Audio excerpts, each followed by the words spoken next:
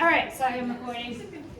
Okay, so we're going to revise. This topic has a lot less content than the last topic and the one before that. So content-wise, it's actually pretty light. Like, it's really just, do you understand enzymes? Do you understand photosynthesis, respiration? So it's not a huge amount to learn, so that should make it a little bit easier. So we'll start with enzymes.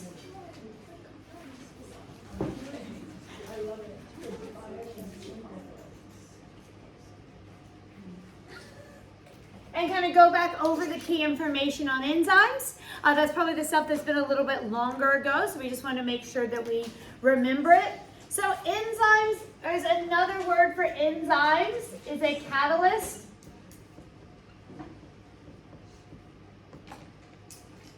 And when we say catalyst, that is a word for something that speeds up the rate of chemical reactions.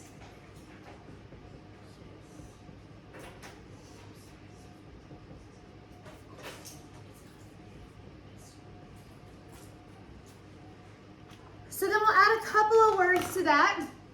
So when we say speeds up chemical reactions, that's any catalyst. So baking soda is a catalyst because it actually speeds up chemical reactions when we're baking, but it is not something that is found in our body. There's lots of catalysts used in like refineries to create petrol and things like that. So a catalyst is actually a more broad term, but if we're specifically talking enzyme, we're talking about a biological catalyst. So now we're saying it's something that speeds up chemical reactions in the body.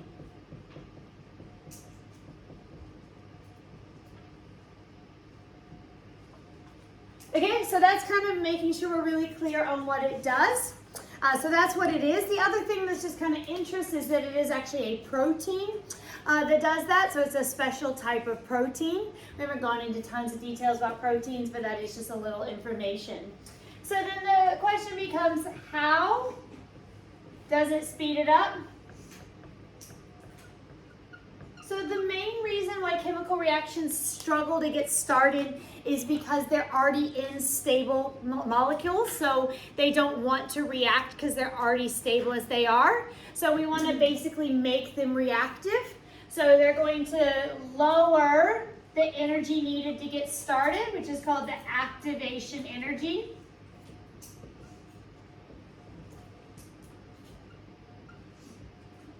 By breaking existing bonds in the starting points.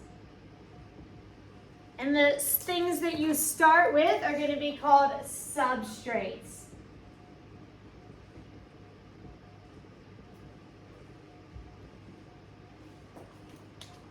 They work as kind of a lock and key fit. So here we have an enzyme. So this is my enzyme. And then the molecule that fits in there might look like this. And it is a direct fit. So it's a direct fit between it. So that is the substrate.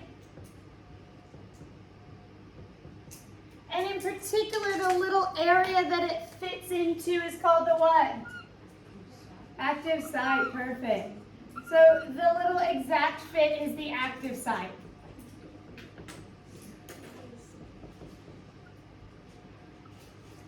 And that is specific. So the enzyme and this active site are a match. And essentially we have a unique enzyme for every different kind of thing that we need to do. So exact match between the active site and the enzyme. So that's kind of the main thing that we want to understand. I probably haven't drawn it particularly brilliantly in terms of the exact shape match. And so when we say it's going to break the bond, essentially what the enzyme is doing is coming along and breaking that bond. So those two molecules were already bonded and really sealed together, so they were not reactive, but if we break that bond, they will become reactive. So the goal is basically to break that. Two other little things that we need to know is when we say chemical reactions, there's actually two different types of chemical reactions that they play a role in.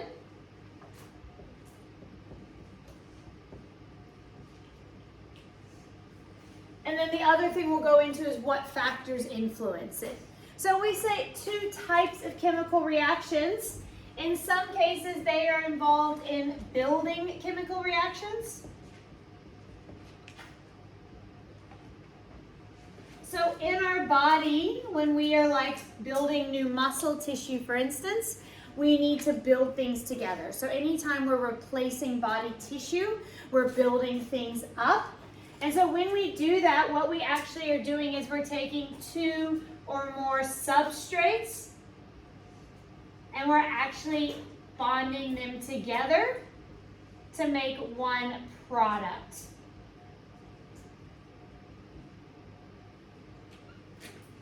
So kind of the key is on these reactions, you end with a product. The name for these is anabolic reactions. So remember I say A for add. So if you're adding things together, then that is an anabolic reaction.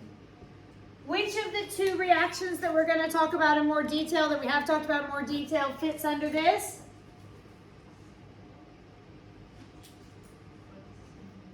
Photosynthesis. So in photosynthesis, you're basically going to be taking carbon dioxide plus water, and you add all of those elements together and you make glucose. Oxygen is just a waste product, but what you're doing is you're building a more complicated molecule. So if you look at that, that is a bigger molecule than the others. So the others are comparatively smaller. So this is a smaller molecule, this is a smaller molecule, but when we put them together, we've created a larger molecule. So photosynthesis is an anabolic reaction. The opposite of that is that other times, particularly in digestion is the best example, we actually need to break down things in our body.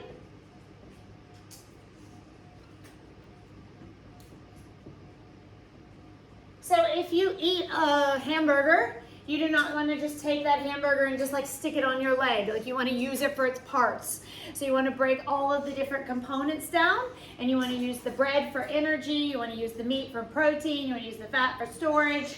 So you want to try to get it down to its different parts. So in this case, you're going to start with kind of one larger substrate, and you're going to actually break it down into two or more products. So you end with more things than you started with.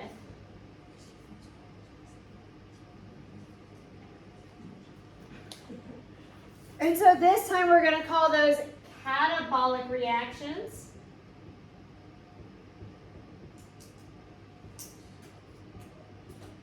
And again, I think C for cut. So A for add, C for cut. So we're cutting things apart. So if this one described photosynthesis, this one's going to be cellular respiration.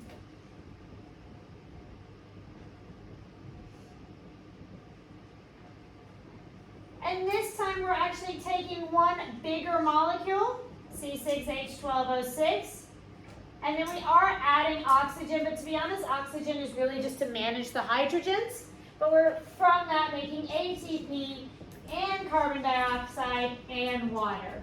So we actually end with more products than we began. And again, technically, what we're doing inside respiration in terms of breaking down, we're really just breaking down the glucose. So the oxygen is just being used to manage the waste products, but we're basically breaking down the glucose. So a lot of times these work together. So if you go eat dinner and you eat a large steak, your body breaks down that steak into amino acids, and then it takes those amino acids and builds it into muscle for you. So it comes in one form, that's actually not the form we want it in. So we break it down and then we rebuild it in another form, and all of that involves enzymes. Okay, so then the other last little component we talked about with enzymes is what are they impacted by? And that's all usually related to the active site. So because it's really important that this is a match, it means that enzymes are really easily influenced by their environment.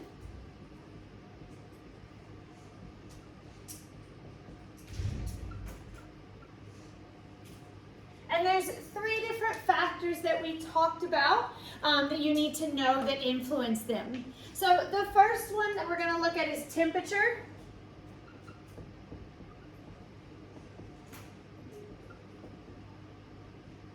And so with temperature, enzymes work in the just right zone.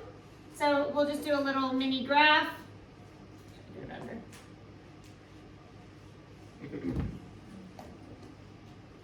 So too cold, too hot,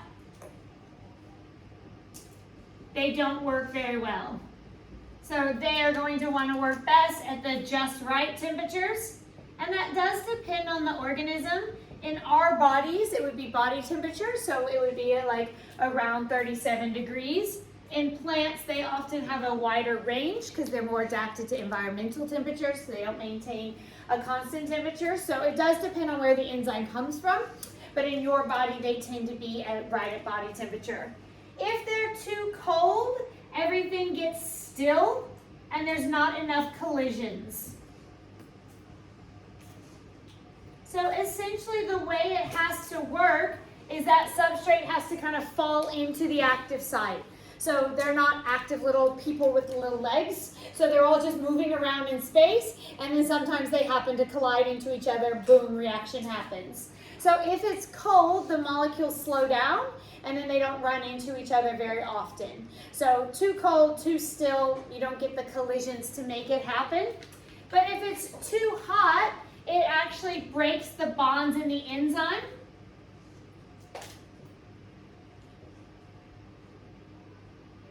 And so some of the actual bonds in the enzyme break, and then the active site changes shape. And then it no longer is a fit to the substrate. So if you have too much of a change and too high of a temperature, that tends to happen. We do have a term for that, which is denature. So if the active site changes shape, we call that to denature. Lots of concepts there. So if you go on and do 3,4 bio or IB bio, we'll do there's lots more on kind of protein shape and why that happens. But for you, you just need to know the difference, like why it doesn't work at cold temperatures, why it doesn't work at hot temperatures. Similar idea for pH. So it's a similar argument that it needs to operate at the just right pH.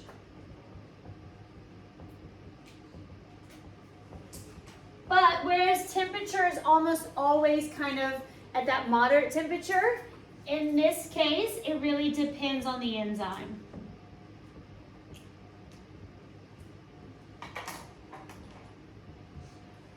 So for instance, if enzymes are found in our blood, it would be neutral. If our enzymes are found in our stomach, they would actually work at a pH of more like 3. And some of the enzymes found in our intestines, a lot of times our intestines is actually a bit more basic. They might have a pH of 11 that they work better at. Yeah? Do we need to memorize? You do not, no. So you don't need to know those specific numbers, but you just need to know that there's not like a one size fits all. So it kind of depends on the enzyme. If the pH is wrong, so I have to erase something because I thought I could fit it all, but if it's the wrong pH, it's actually the same consequence as the high temperature. So this is what happens. So wrong pH, bonds break, active site changes, and it denatures.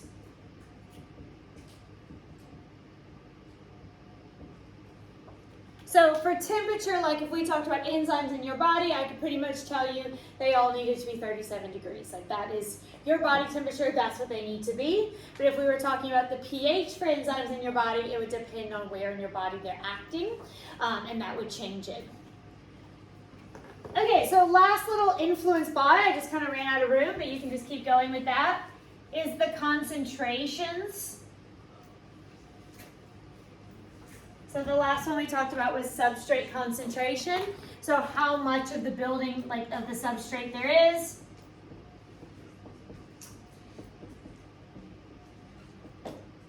And it basically looks the same if we instead drew enzyme concentration. So either way, the actual graph would look the same. So whereas the last two graphs would have shown a just right spot, these are going to show a plateau. So essentially up to a point all the way through here, more substrates equals more product. So if you have more substrates, you have more active enzymes. But then you reach a point here where it's going to hit a plateau. And when it hits the plateau, that is meaning that all active sites are already filled. So there's no more kind of possibility for it to act anymore, like it's already working as hard as it can. So at this point, adding more substrate doesn't matter. The substrate is having to wait for it to finish. So we're not really increasing the reaction rate. And like I said, in theory, it would be the same with if I drew enzyme instead. It would be like, okay, well, at this point, adding enzyme means more substrates can be acted on, but you'll reach a point where you're using all the substrate anyway, so it doesn't help to add anymore. Okay, so that's kind of everything enzymes. So I think in terms of revising, the main thing with enzymes is to make sure, you know, kind of their overall, you know these factors, and that you know the two types. So it's kind of the three main kind of categories there. What I want to do with photosynthesis and respiration is I want to do them together on like kind of one table. So you may want to use a separate sheet because I want to set up a larger table. So you may want to fresh start and leave that for that. There is a connection in case you're like, why did we talk about these things together? So photosynthesis and respiration are examples of anabolic and catabolic reactions, and they use enzymes. All right, so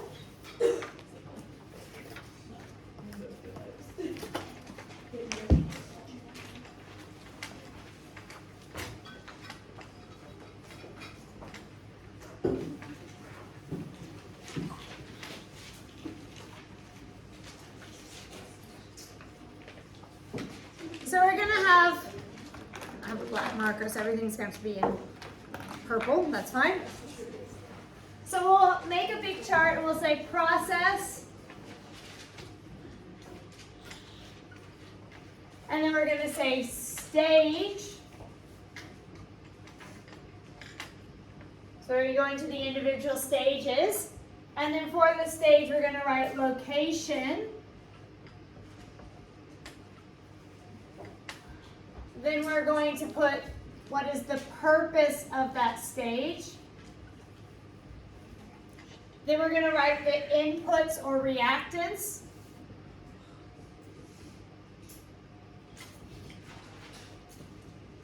Then we're going to put the products that are made by that stage. And then we're going to put a little picture. So we're going to do like a giant chart that's going to cover all 5 of the stages that we talked about. So you might want to make it like, sorry, I should have told you this at the beginning, but you may want to make it landscape, like that way it fits my board. If you haven't, it's okay. All right, and then our stages that we're going to talk about. We're going to go in kind of order because if we are to go through cellular respiration, it has to start with some glucose. So for us, we eat to get our glucose, but for plants, it starts with kind of making it. So we're going to start with the photosynthesis first. So we're going to say the light-dependent reactions.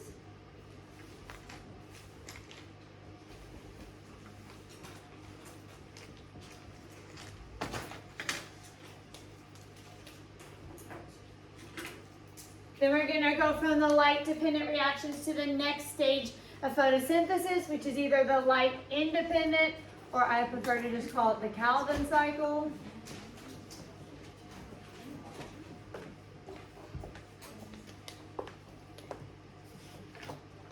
So those are my 2 stages of photosynthesis. And then after photosynthesis, we now have glucose, but we have to turn that glucose into ATP. So we're going to go from Calvin cycle into glycolysis.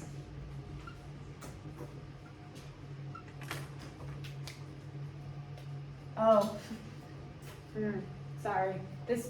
I have to switch it. These are the stages.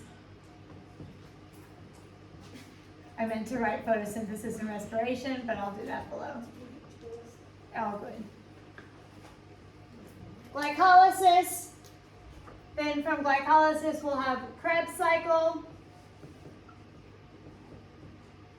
And then the last one, we will have electron transport chain.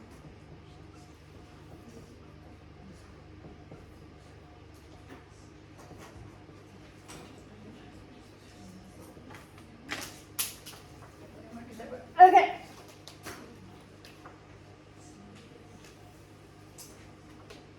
Make this as neat as possible. There we go.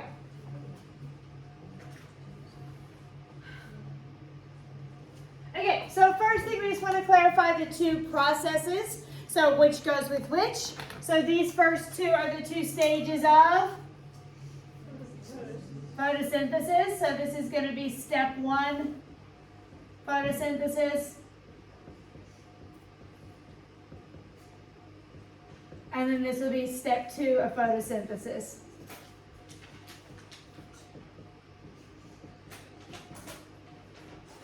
So those are my 2 steps of photosynthesis that are going to be happening together. The remaining 3 then are the steps of aerobic cellular respiration. Perfect. So step 1, step 2, and step 3.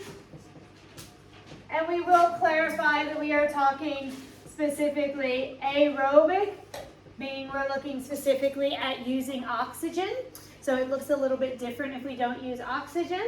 So aerobic cellular respiration. Perfect. Okay, so then the next part we'll look at is where do these things take place? So both of the stages of photosynthesis happen in the chloroplast. Perfect. So they're both going to happen in a chloroplast. So I'm actually going to draw a little chloroplast.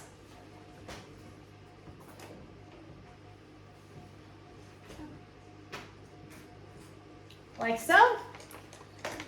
The first stage happens where? At the little stacks, and you remember what they're called? Thylakoids. So they happen at the thylakoids of the chloroplast.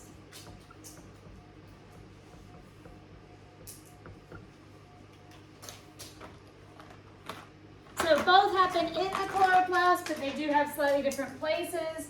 So this is specifically happening, these are the thylakoids, in the little discs.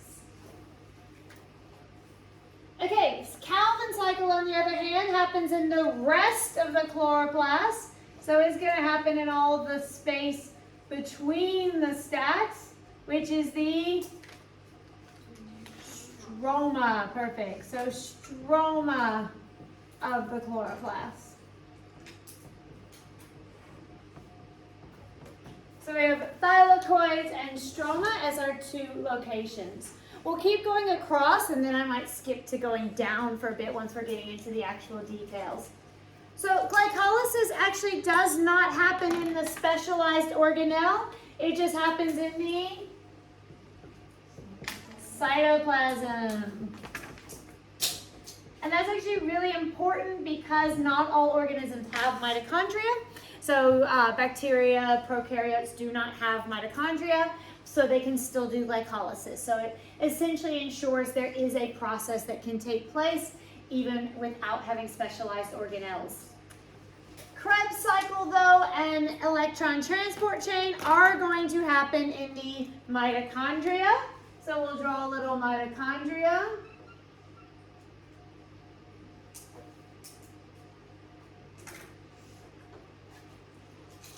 And it has the little loopsies in it,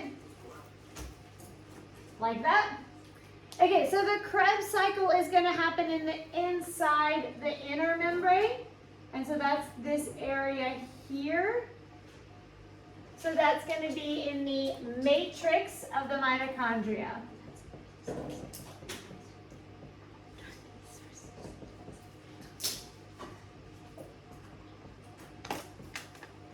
The electron transport chain happens in the space between the two membranes. So remember, the little grooves themselves are called cristae. So we refer to like the foldings as the cristae. So sometimes you'll see it as the electron transport happens in the cristae, meaning in that little area between the folds. But we're going to refer to it as the intermembrane space. So this is all the area here that's going to take place. And so that's going to be in the intermembrane space.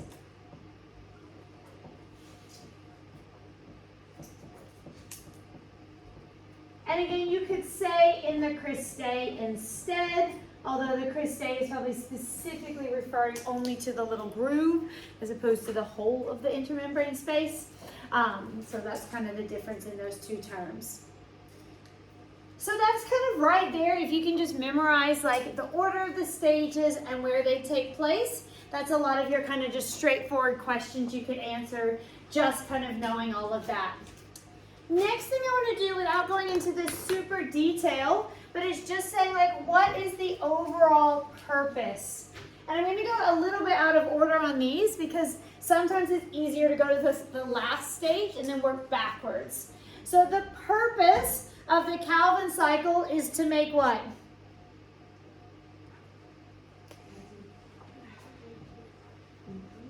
Glucose. So the Calvin cycle is to make glucose or some sort of chemical energy needed for all living organisms.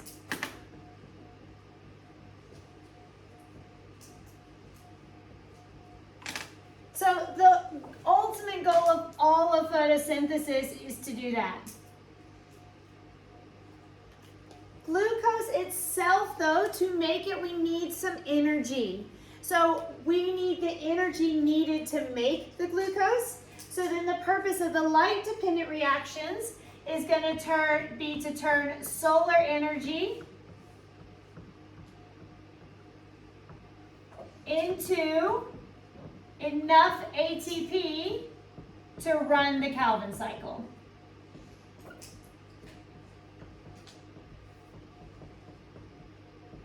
So it's essentially just charging the chloroplast battery. So the chloroplast has its own little battery and it can run its own functions on its own little battery. So what we're going to be doing in the light reactions is charging up the chloroplast so that it can do that. So that's kind of what we are doing. So we're not making enough ATP for the general needs, but we are going to make enough ATP to run the Calvin cycle. So we'll kind of pause here and do the rest of photosynthesis. Then I'll move to respiration rather than kind of going back and forth the whole time. So when we look at reactants and products, we mean kind of specifically for each actual part. So in this case, the reactants that we have for this part is, remember, we're going to use the solar energy, and the solar energy is going to actually break up the water. So this is where we're actually going to take in the water.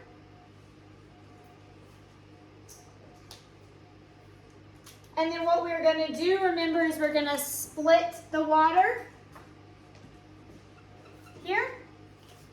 And then we are actually going to end up with oxygen as a waste product. So we're going to release oxygen as a waste product.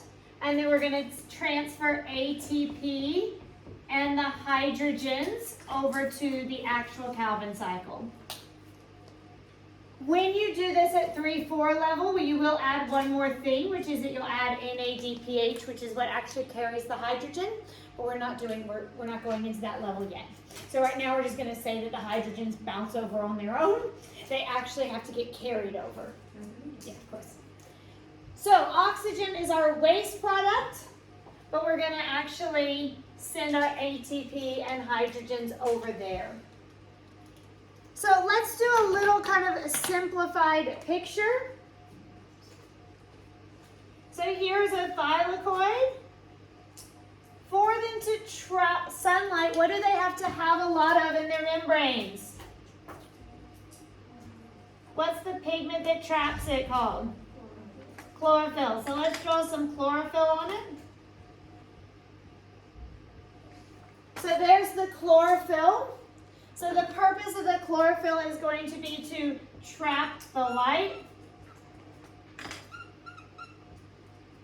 And the chlorophyll is going to trap the light, and then that light being trapped is going to be used to split apart what? H2O.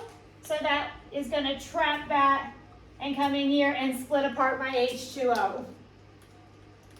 After it's split apart, my oxygen is going to leave, and my ATP and hydrogens are going to keep moving on to the next part.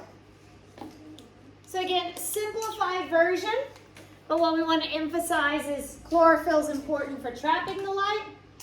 We want to emphasize that we're making things and carrying things over that we need for the second stage.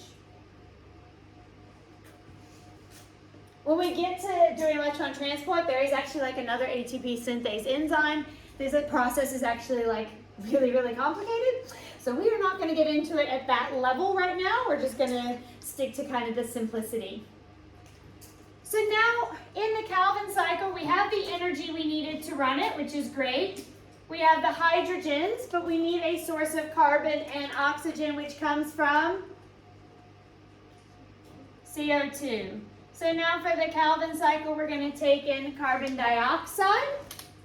That carbon dioxide plus this hydrogen together are going to make glucose.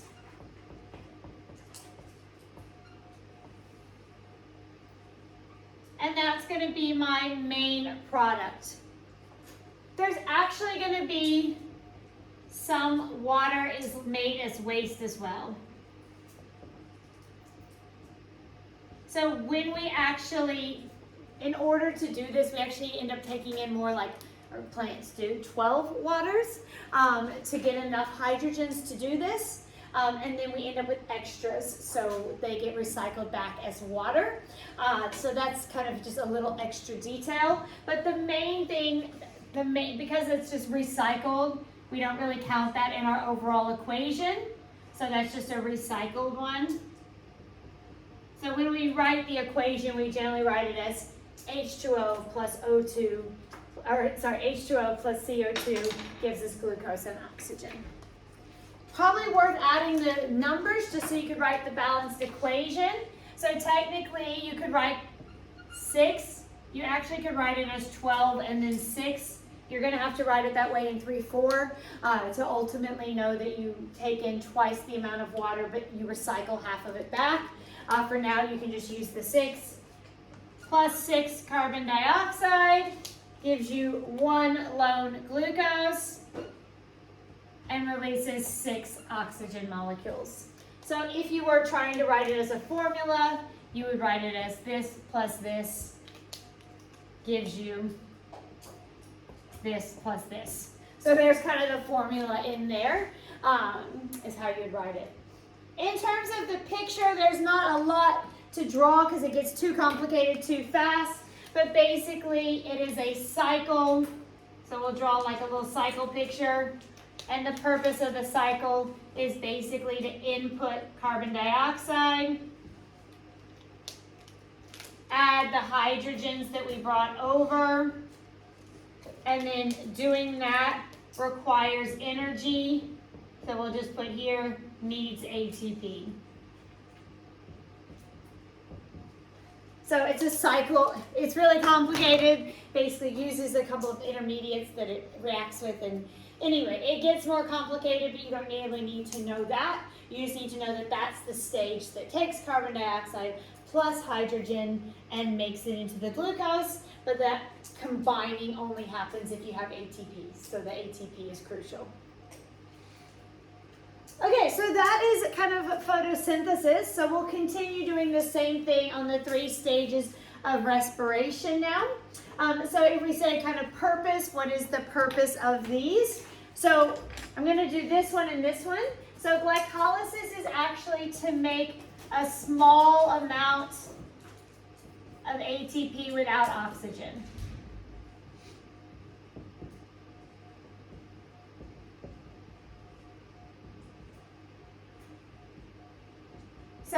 essentially a thing that's in place that says if we are oxygen deprived, if an organism doesn't have good oxygen access, they don't just make no ATP. So it's a little bit of a backup process that allows that to happen.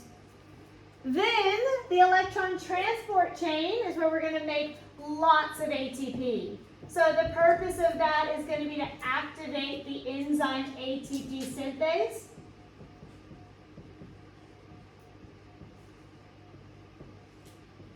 To make lots of ATP.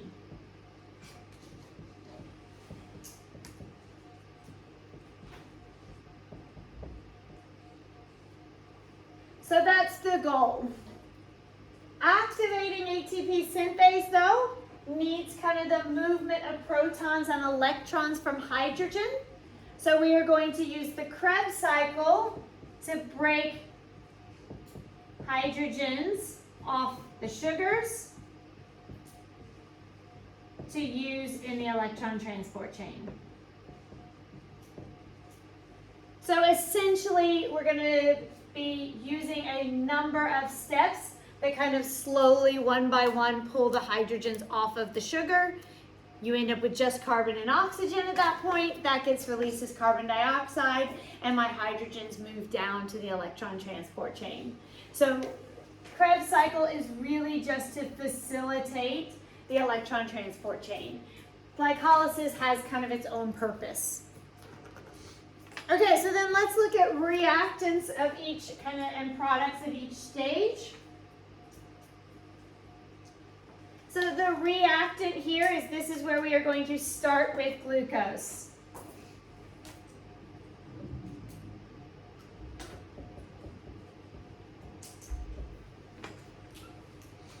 So we're going to start with glucose, and then basically all we do in this process that you need to know of is that we break glucose in two. So we take glucose and we literally just snap it into two, and then we call each of the new ones pyruvate. So we have one pyruvate and two pyruvate. So glucose splits into two pyruvates. So that's all we're doing there, but in the splitting, ATP is made. So when you split them apart, you do make ATP. So we make 2 ATP here. That's kind of like a good valuable product. Otherwise, we make 2 pyruvate that are going to go on to the next step. So they are going to get moved along. Krebs cycle actually doesn't really take in a lot of new materials. So it's going to use the pyruvate from here, and it's actually going to use a little bit of oxygen.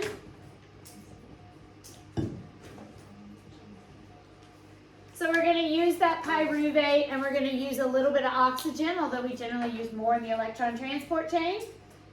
And what we're going to do is, again, we're basically, here's all these hydrogens. I'm just going to take them off.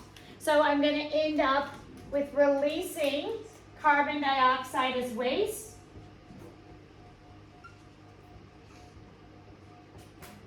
And I'm going to transfer the hydrogens to the electron transport chain.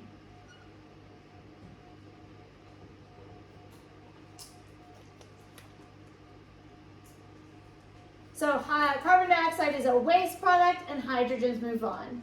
In the process, we do actually make 2 ATP. So 2 ATP are resulted from it. So this one looks kind of like a cycle again. So it goes through a series of steps and then kind of restarts them. And so the key is this time, we're starting with these like C3H5O3, and basically as it goes through, the purpose is just to remove the hydrogens and transfer them. So it's all about taking away the hydrogens and moving them along, and then combining what's left into carbon dioxide as a waste product. So again, you don't need to know the steps So can't really give a lot more detail than that without it becoming overly complicated. So the main idea is it goes into the Krebs cycle as a sugar that has hydrogens. It comes out as a carbon dioxide gas. And at each step of the process, we're removing another hydrogen to try to get it without the hydrogens in its purified form. Okay, and then our lucky last step, electron transport chain. So in terms of what we bring in this stage, we are going to have to take in the oxygen. So this is where the oxygen comes in. So I'm trying to kind of show the ones that we actually put in the equation with a box around them, and then just write the others. And then we're also going to use the hydrogens that are brought along. So those are the hydrogens here, so we're going to use those hydrogens. Okay, so this one, I'm going to do a little bit of detail without doing too much. So this is my membrane, like that. And then in my membrane is my magic ATP synthase enzyme.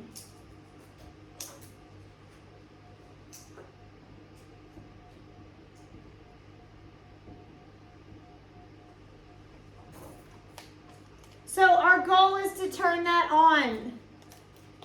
Then there's these little proton pumps along the way. Like so. So then what's going to happen is we're going to take these little hydrogens. It's going to be a total of 12. And each of them is going to split into two parts.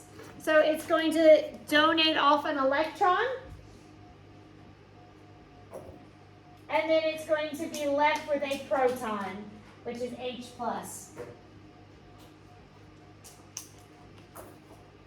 And then our goal is to move all of the protons up. So I want to, it's going to ride down here, and I want to move protons up. The only way to do that, where that 2 came from, sorry. The only way to move the protons up is to use the electron's energy. So that's where the term electron transport came from, is that electron is going to kind of bounce between those pumps and move the protons up. Eventually, I'm going to end up with a whole bunch of protons up here, like so. Then those protons are going to come back down through ATP synthase. And when that happens, ATP synthase turns on. So, woo, I'm awake. And it starts churning out ATP.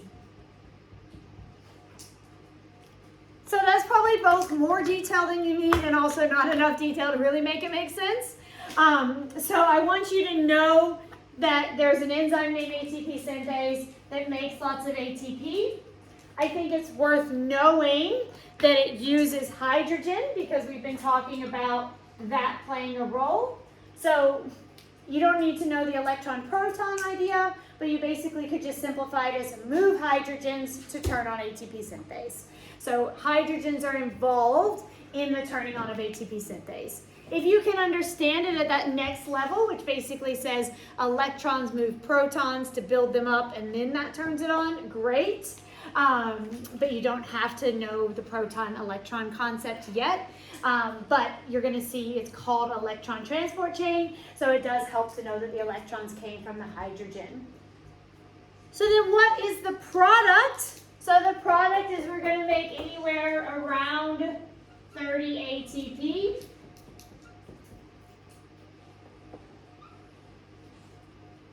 And that's kind of my main product. But then when you have all these hydrogens down here, hydrogens by themselves are acidic, so we don't want to leave them. So we add the water to the hydrogens to make, add the oxygen to the hydrogens, and that should make water as a safe waste product.